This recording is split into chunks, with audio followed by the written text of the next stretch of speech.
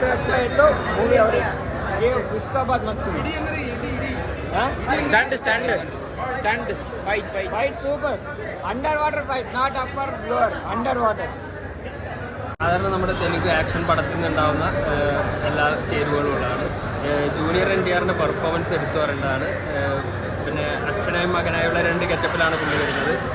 പിന്നെ അതുപോലെ തന്നെ മെയിനായിട്ട് ഈ പടത്തിലെ ആക്ഷൻ രംഗങ്ങൾ എലിവേറ്റ് ചെയ്ത് അനിരുദ്ധിൻ്റെ BGM. അനിരുദ്ധിൻ്റെ BGM ഇല്ലായിരുന്നെങ്കിൽ ഒരു പക്ഷേ നമുക്ക് തീരെ എൻജോയ് ചെയ്യാൻ പറ്റാത്ത രീതിയിലുള്ള അങ്ങനെയുള്ള സീനുകൾ പോലും BGM കൊണ്ട് അനിരുദ്ധ് ഗംഭീരമാക്കിയിട്ടുണ്ട്.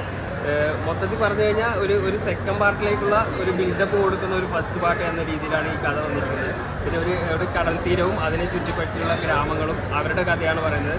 തികച്ചും സാങ്കല്പികമായ ഒരു കഥ.